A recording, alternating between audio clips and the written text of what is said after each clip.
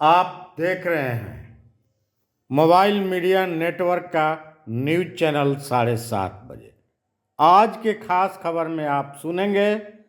Supreme court के वरिष्ठ अधिवक्ता प्रशांत भूषण को। इन्होंने चुनावी बॉन्ड एवं जवाबदेही पर पत्रकार वार्ता में क्या बताया, आइए इनको सुनते हैं। एक गुप्त तरीके से पॉलिटिकल पार्टियों को चंदा दिया जा सके और इलेक्टोरल बॉन्ड्स बेरर बॉन्ड्स थे जो कि स्टेट बैंक की किसी ब्रांच से आप खरीद सकते थे। 1000 से 1 करोड़ तक के डिनोमिनेशन के थे और ज़्यादातर 95%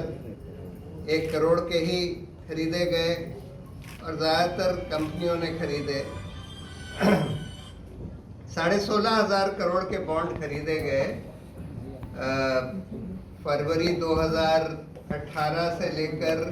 या जनवरी 2018 से लेकर जब स्कीम चालू हुई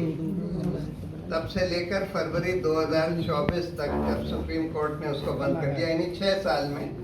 करीब 16,500 करोड़ के बॉन्ड खरीदे गए। उसमें से आधे बॉन्ड भाजपा को दिए गए और आधे बॉन्ड दूसरी पॉलिटिकल पार्टियों को दिए गए, क्योंकि सिर्फ पॉलिटिकल पार्टियों को दिए जा सकते हैं। जब ये बॉन्ड लाए गए तो 2 तरह के इसके जस्टिफिकेशन दिए गए। पहला तो जेटली साहब ने दिया था कि हम गुप्त बॉन्ड इसलिए ला रहे हैं कि अगर कोई कंपनी खुले में डोनेट करती है कोई पॉलिटिकल पार्टी को और अगर वो अपोजिशन को डोनेट करे तो रूलिंग पार्टी जो है, सत्ताधारी पार्टी, उसको प्रताड़ित कर सकती है उस कंपनी को कि तुमने अपोजिशन को क्यों चंदा दिया। इसलिए हम गुप्त बॉन्ड लाए और मोदी जी ने ये जस्टिफिकेशन दिया बाद में कि हम जो कैश डोनेशंस होते थे पॉलिटिकल पार्टियों को वो कैश कम करना चाहते थे, इस वजह से इलेक्टोरल बॉन्ड लाए, क्योंकि इलेक्टोरल बॉन्ड तो आप बैंक से ही खरीद सकते हैं और कोई ऐसा ही जना खरीद सकता है जो चेक से या ड्राफ्ट से वो पैसा दे स्टेट बैंक को और उससे इलेक्टोरल बॉन्ड खरीद ले। दूसरी बात है कि इलेक्टोरल बॉन्ड एक बार किसी ने खरीद लिया तो वो किसी और को भी दे सकता है और वो जना जाके पॉलिटिकल पार्टी को दे सकता है। अब ये दोनों ही जस्टिफिकेशन झूठे निकले, क्योंकि स्टेट बैंक ऑफ इंडिया तो भारत सरकार का बैंक है और स्टेट बैंक ऑफ इंडिया ने इन बॉन्ड के ऊपर एक गुप्त नंबर रखा हुआ था और वो नंबर अल्ट्रावायलेट लाइट में दिखाई देता था और जब वो बैंक किसी को बॉन्ड बेचता था तो वो बॉन्ड का नंबर रिकॉर्ड किया जाता था और जब वो बॉन्ड कोई पॉलिटिकल पार्टी अपने खाते में जमा करती थी फिर से स्टेट बैंक उस बॉन्ड का नंबर वहाँ लिखता था। तो इसलिए स्टेट बैंक ऑफ इंडिया को तो ये बात पता थी कि कौन से नंबर का बॉन्ड किसने खरीदा और किस पार्टी ने उसको अपने खाते में जमा किया। तो इसलिए जेटली साहब का ये कहना, और स्टेट बैंक ऑफ इंडिया को पता था यानी कि रूलिंग पार्टी को पता था, तो इसलिए ये जस्टिफिकेशन तो बिल्कुल बोगस था। यानी कि रूलिंग पार्टी को तो ये पता लग रहा था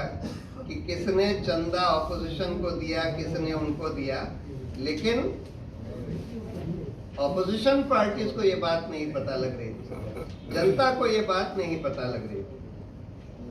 अच्छा, मोदी जी ने जो जस्टिफिकेशन दिया कि भाई हम कैश को कम करना चाहते थे या कैश खत्म करना चाहते थे, ये भी गलत था, क्योंकि देखिए कैश 2 तरह से पॉलिटिकल पार्टियों को दिया जाता है।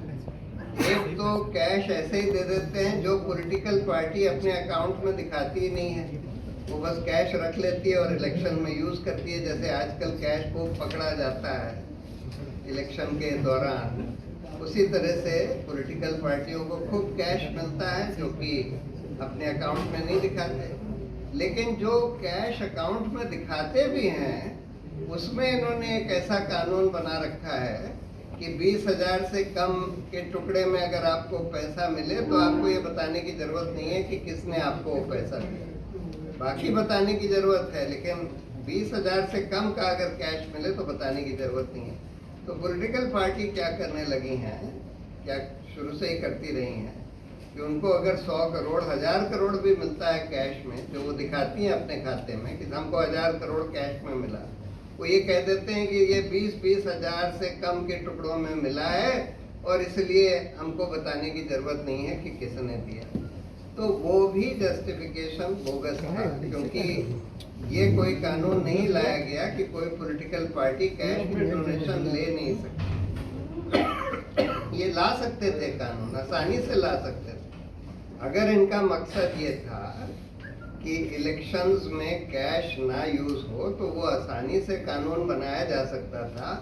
सिर्फ एक अमेंडमेंट करते रिप्रेजेंटेशन ऑफ पीपल एक्ट में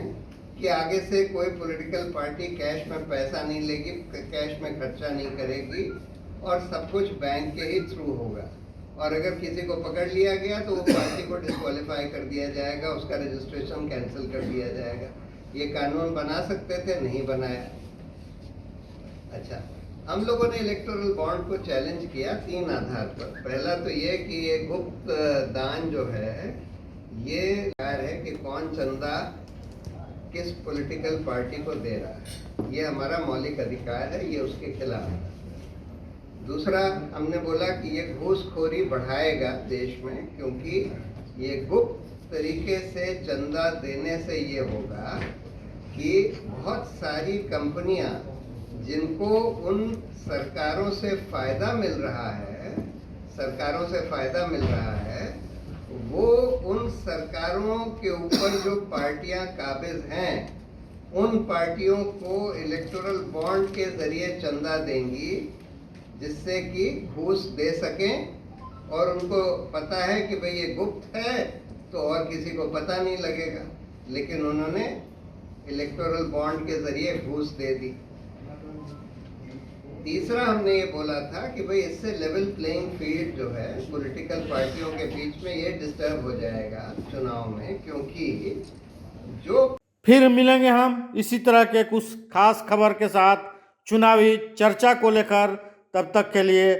आप हमारी इस चैनल को प्यार दीजिए। जय हिंद,